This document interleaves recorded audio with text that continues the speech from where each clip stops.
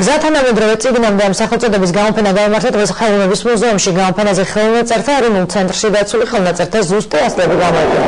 მათ შორის ხანმეტი ლექციონარი, სინური მრავალთავი, ასტროლოგიური ტრაქტატი, ვანის ოთხთავი, მოქვის სახარება, ვეფხისტყაოსნის უძველესი ნუსხები.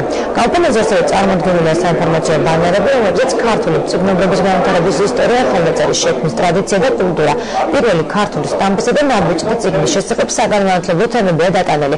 გამოფენაზე დამთვალიერებლებს სპეციალური ბარათები დაურიგდათ, რომლებიც გამორჩეული ქართულ ხელნაწერთა ფოტოებს და მცირე საგანმანათლებლო შინაარსის ტექსტებს მოიცავდა. გამოფენის ბოლოს კი დამთვალიერებლების საგანმანათლებლო პროგრამაში ჩემი შექმნილი წიგნი ჩაერთვნენ.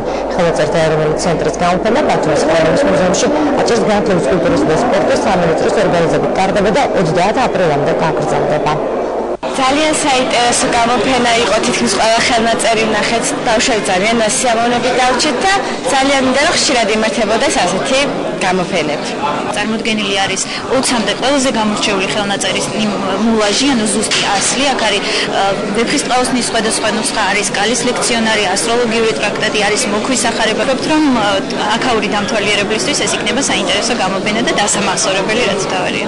ეს გამოფენა ყველას თაობის, ყველა საკის ადამიანისთვის საინტერესო იქნება და ძალიან დიდი კულტურულ საგანმანათლებლო დატვირთვა აქვს. ჩვენ დრამოწვევ მთავარი საინფორმაციო გამოშვება დასრულებულია. ნახეთ, როგორი ამინდი იქნება ხვალ.